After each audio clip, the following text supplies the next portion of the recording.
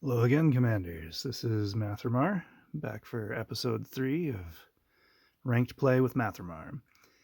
We're cranking these out right now just because we're in the top 50, and with the season change coming up and new Power Stones, I may not be in the top 100 for very long. It's going to be a massive shift in terms of build styles and who's got what units to accentuate those Power Stones. Just off the top of my head, I'm guessing with the Berserk and the Execute coming out, that we're going to see a lot of nature builds and a lot of swarm builds. You're going to see a lot of Warhounds, Untamed Beasts, and Wraiths. Let's see. I think ECs are going to take a huge hit just because they function best when they're at low health. But if you get them down to 25%, which I think is where Execute cuts off, your ECs are going to lose most of their power. So I'm going to be running with a different build today. But first, let me do a shameless plug for the new guild that I've created. I'll just take 10 seconds here. This is the clan ID up here, hashtag KNE. I just created this last week for this secondary profile that I made. It took me a week to get to rank 16. It was blast. I just zipped through it in my spare time. If any of you guys want to join up, feel free to join up. It's open. We got just a minimum threshold of 2,000.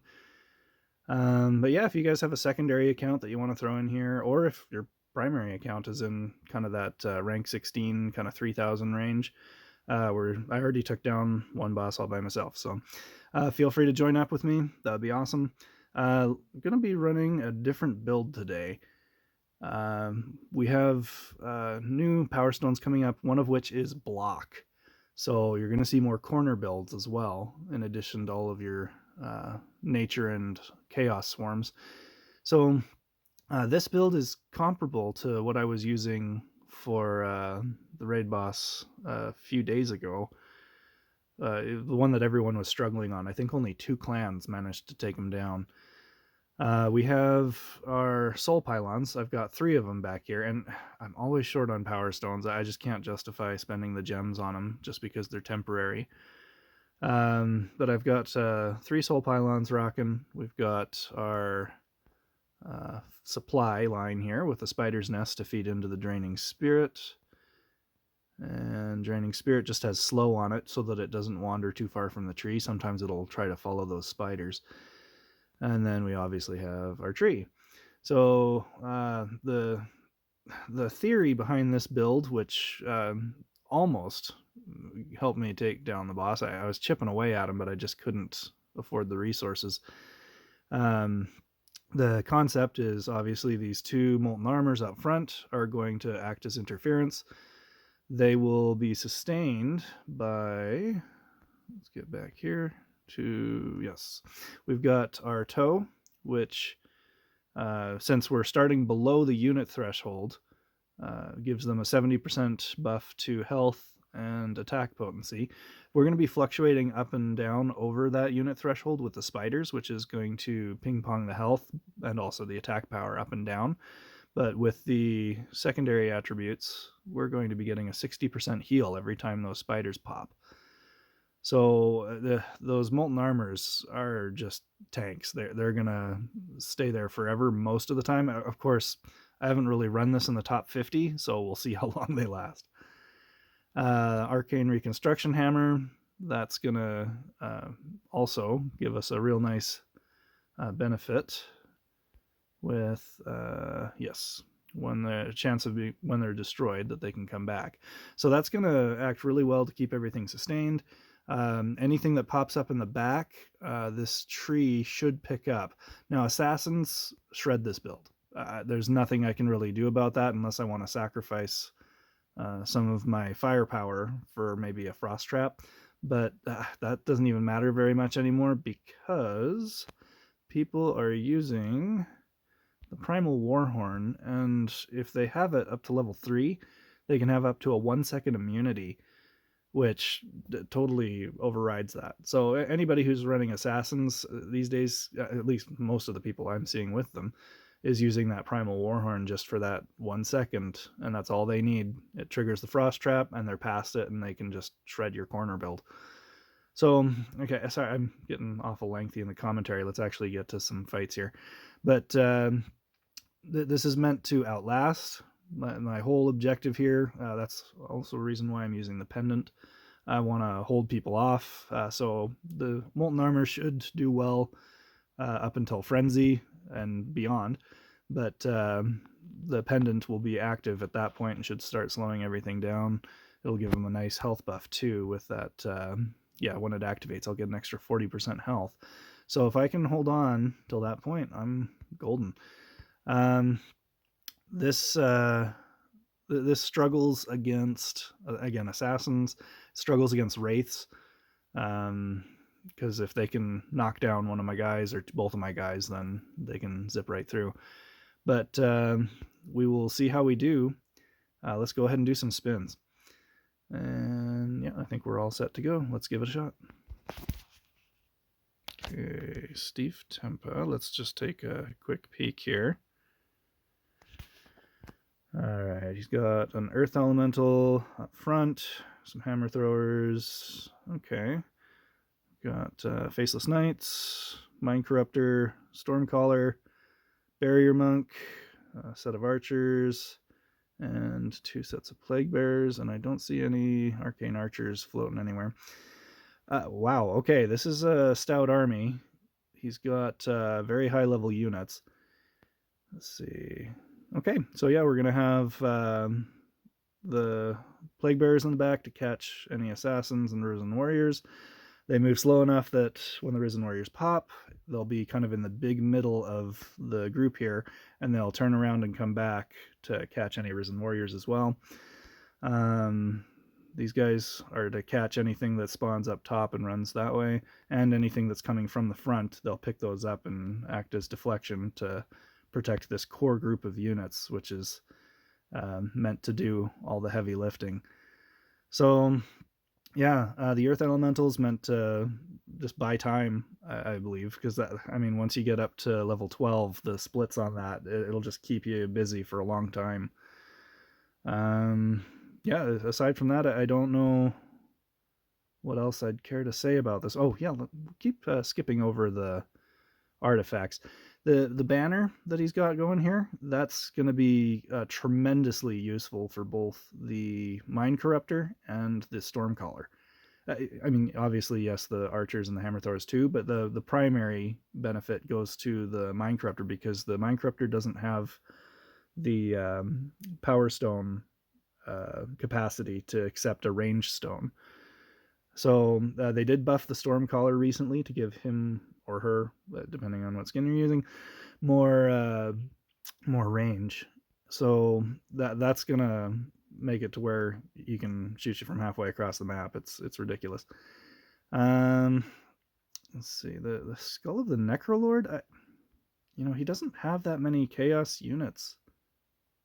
I mean, yeah, the Plague Bears and the Faceless Knights. Those are going to come in handy when the season shifts, because the Faceless Knights are fantastic with Execute.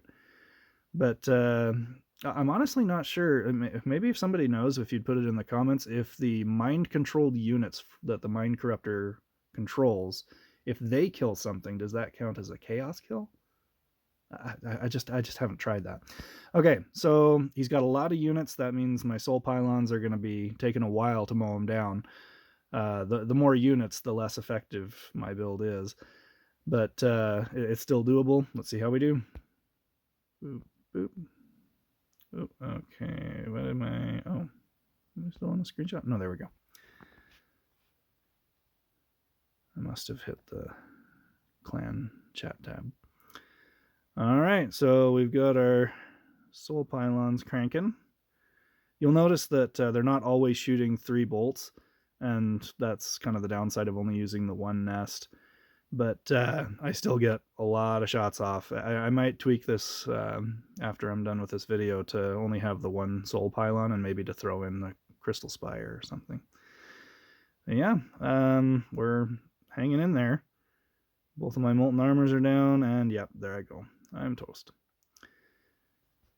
But yeah, that was a great build. I didn't expect this one to perform terribly well, but I kind of want to work out the tweaks for it now, just with block coming out, because I think that's probably going to be my best option when the season resets. Okay, let's give it another spin. Oh, hey, awesome. What do we got? Ooh. Yeah, about that. It's just a comment on this. The offers that you get, normally I wait for a 300%, because anything less than that is, I don't know. It's just when you get the 300%, it really sings for me. I'm going to go ahead and pass on this one. But yeah, gems are usually the only thing I'd ever buy, unless there's a really good gold deal. I like to get the things that I can use on permanent upgrades. So let's go ahead and skip that. Here we go. Okay, Ritz to Rubble. We've got screenshot. Let's pop over and see. Okay, we got the Thorn Guards with the drummer up front. That's to hold off the initial onslaught. We got lots of protection in the back. Again, they're using the slower plague bearers to catch any risen warriors that pop up right in the middle of their bubble. And again, you're going to have that snow globe that's protecting your mind corruptor. And it looks like, I think that's a cannoneer. No, is that a cannoneer or a brute? It's hard to tell. Arcane archer. And yeah, just some good sustain. It's good to have a couple units of solid range DPS. But yeah, very tight grouping there. Should be pretty straightforward. Again, artifacts, we've got Banner, so that's going to work very well for the Mind Corruptor, and I believe that's the Cannoneer. And the Arcane Archer as well. They're hoping to get to Frenzy with this build. They want to hold you off long enough with the kind of three main units that they've got for defense: the Thorn Guards, the Plague Bearers, and the Shield Bearers. That's meant to get to Frenzy, and then once that's done, he's got an excellent chance with his Frenzy units there to turn the tide of any battle. So Arcane Archer can catch a lot of stuff in the corner. Yeah, the Mind Corruptor is just gonna turn everything. So that a very solid build.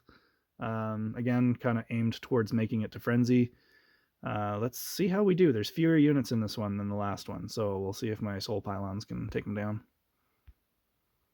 Another kind of inside tip of why I'm using the build that I'm currently using is because I actually don't expect too much success right now. The reason I'm using it is because I want to have the battles last fairly long. Oh, my Draining Spirit just wandered too far. That's unfortunate. But I kind of want this build to fail. I also want to work out the kinks for it for when we get the actual power stones that'll make it more successful. But the reason I want it to fail is because I'm trying to bank my bonus XP for the season change. So I'm trying to get wagons so that I can still collect unit shards and gold and all that jazz. But you can get that by losing. So sorry to show you guys a series of unsuccessful runs here, but it's meant to prolong the battle so you can kind of see how the other person's build functions, but also to get me those down at the bottom there. You see the wagon. I'm filling that up without burning through my excess XP. Right now I've got 550 banked up and I'm accruing more. So usually by the time the season resets, I've got about 1500 bonus XP. So that's a tip for you guys. Okay, let's give another go. Camber. Okay, oh, this one. Okay, let's take a peek. I think I've got this one. Now, the Toad would be terribly problematic for the last build that I used, where I had all the Eternal Champions. Usually, it's a matter of whether or not the Frost Wizard could have frozen that Toad and I could take it out before he ate more than one of my Eternal Champions. right now, when you look at it, he's got, let's see, 2 points there for, and then he's got 6 between that is 10. Yeah, it's, he spent a lot of his budget on these powerful units, and I've got this Gatling gun that's going to focus fire all of those. I think I've got a very good shot at winning this. The Toad's not going to be able to eat my Molten Armors. So I think I've got a really good shot. Oh, we've got a Arcane Archer up in the top there. So that's last resort, because this build is steamroller. It's going to stay around for a long time. It's going to be hard to burn through it, even with the heavy firepower that I have. So if he can last until the end, that Arcane Archer would shred everything. So very solid build, very good. I've lost to this guy several times already. Not with this build that I'm using right now, so we'll see how it does. Okay, toe, crown, and spear. Okay, so spear rather than pendant of everlasting winter. If I were to change one thing, that's the thing I would change, but that's just my preference. I just prefer the health that you get from the secondary benefit of pendant. I think that's everything that I'd care to say before we start. Let's give it a go. I'm going to say I win this one, but I won't be surprised if I lose, but I just think I'm going to win. So here we go. All right, so heal should be coming into the Molten Armor. Oh, why am I not getting healed? Come on. There we go. Well, 2 heals on that Molten Armor. And then we're down. Hopefully that was enough to buy me the time I need. You can already see his dudes are dropping like flies. It's just if he can get to me, I'm toast. So, boop, boop, boop, boop. And come on, pylons. Boop. And boop. There we go. All right. Well, that burned up some of my reserved XP, but I'll take the win, I guess. Again, this series is more aimed around showing you what other people are doing and not so much focused on my stuff. I'll try to do my best to make my builds worthwhile and so that you can learn stuff from it, but it's mostly just to see what these other guys are doing. Okay, Karmpu, let's just take a quick peek here. Okay, this is similar to what Krim has going on just on the bottom side of the map. This guy has it on the top. So the Plague Bearers up front, that's the decoy. That's to act as a point of gravity to suck everything that would be on my side of the map up to that point. So both of my Molten Armors are going to end up there, but if you had a swarm going up against this, it's all just going to flood right to that point, which is going to put you right in front of those walls. And with the toe and Arcane Reconstruction Hammer and the constant popping up and down over the threshold for the toe, you're going to end up having the walls healed. Obviously, the Plague Bearers have to die first, but they're just there to suck everybody to that point of the map. So once the Plague Bearers die enough to where it crosses that threshold, then the spiders will keep those walls up for a while just by popping up and down over the toe threshold.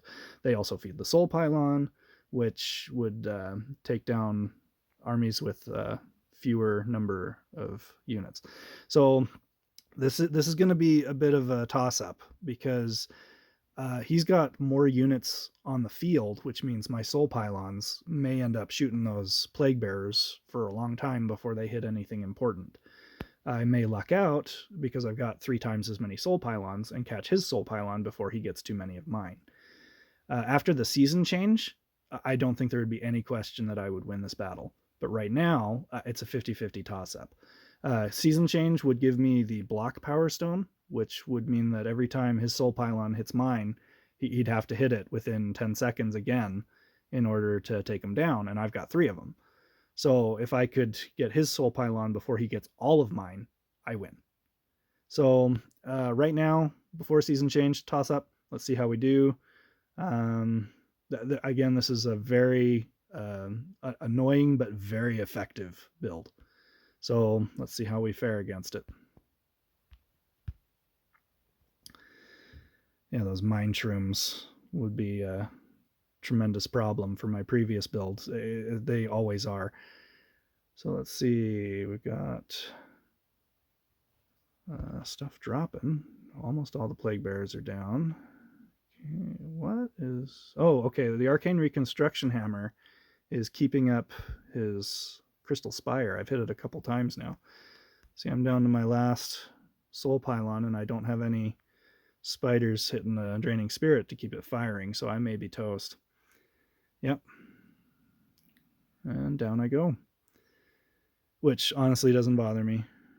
Again, I'm mostly looking to bank my XP and just refresh the chests. And to buy time so you can see what people are doing with their builds. So yeah. Oh, wow, that molten armors. Yeah, as soon as Frenzy hits, those crystal spires and just kind of those... there's 5 or 6 units that just do fantastic in Frenzy. And crystal spires are one of them. Okay, here goes another one. Okay, Steve, we've already done one against Steve Tempa. So let's not do another screenshot analysis. We'll just kind of see how it goes. Okay, so 1 molten armor down, and I'm beginning to shred through. Okay, that draining spirit of mine likes to wander. Stay close, dude. Okay, we've had the Mind Corruptor take over the molten armor, which is troublesome. That's the only resistance they don't have, as far as I'm aware. Let's double check that. So yeah, another loss. Let's see. Yeah, the only resistance that they don't have is against mind corruption. Yeah. Okay, so back we go. Let's run another couple. Okay, Gawoon Jasper. Okay, we got those wagons up front. Okay, that's going to be problematic because he's got assassins. So I'm already dead. No matter what happens with the wagons or with the whole group of stuff he's got for the end game in the bottom there, we'll still analyze the build here just to give some insight on what he's trying to accomplish. But I'm just so you know, I'm already dead. The moment those assassins pop over that he's got on the... Oops, come on back. Oh, where are we? There we go. The moment these assassins pop over and kill my soul pylons, my build is toast. They're going to get to my spider's nest in no time. I'm not going to have any sustain from my molten armors. So that's the one crucial Achilles heel that I have that I don't really have any defense for unless I switch out for a frost trap and drop a soul pylon for it. I don't know if it's worth doing if there's enough people that are running assassins right now for that trade-off, but let's go ahead and give some commentary on what he's got going on here. Very stout wagons, holy crap, 10 and 11. That's a lot of shards to get there. So he's going to have a ton of units that pop, not to mention he's running the arcane reconstruction hammer, which once his wagons crash, there's a chance that they're going to respawn.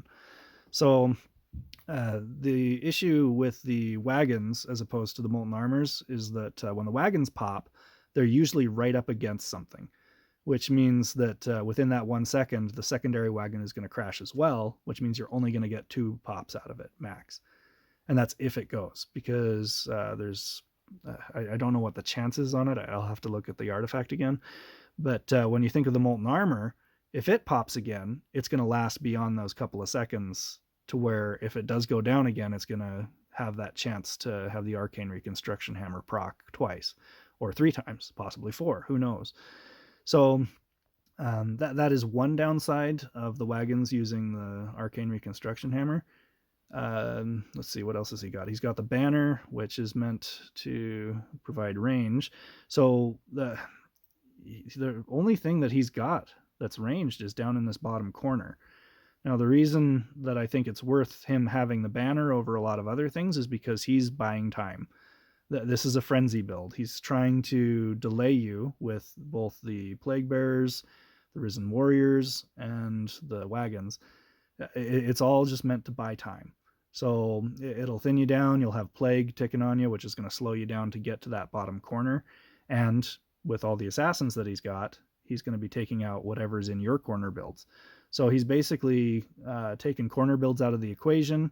He's bought a ton of time, and then at the end, you're forced to come over to his side of the map where he's got extra range on that arcane archer.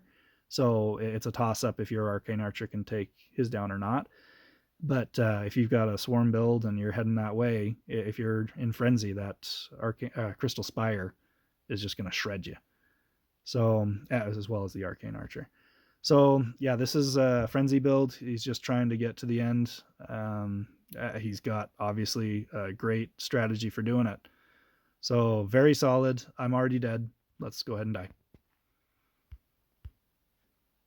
Poof. Yep, the assassins have already taken everything down. All I've got left are my molten armors here in about 3 seconds. And yep. So there's no way I take this unless I get infinite arcane reconstruction hammer procs, but I don't see that happening. So very solid build. Good job, man. Yeah, and he must be requesting those wagon shards every reset. Okay, let's do another one. Okay, player 101. We fought him before, but not with this build. So let's see how we do. I think I've already analyzed what he's done. And we're going to call it after this. We're going 26 minutes already, so let's make this our last one. So thanks for watching, guys. Hopefully we learned something from this. I'm doing my best just to try and explain why people are doing what they're doing. Again, feel free to check out my clan for my secondary profile. I'm just getting started with it, but I imagine it's going to move along really well. Yeah, please like, subscribe, hit the notification bell if you want notifications when new videos come out. And thanks for watching. I appreciate you guys supporting my channel. We're aiming to get to those 1,000 subscribers, and it's going to take a while to get there, but every subscription counts. So thanks for watching. Thanks for your support, and we'll get some more content out to you soon. I will do some more videos after the season resets, but they're not necessarily going to be in the top 100, but there's still lots that we can learn. So thanks for watching, guys. We will catch you next time. If I can, there we go. Okay, thanks.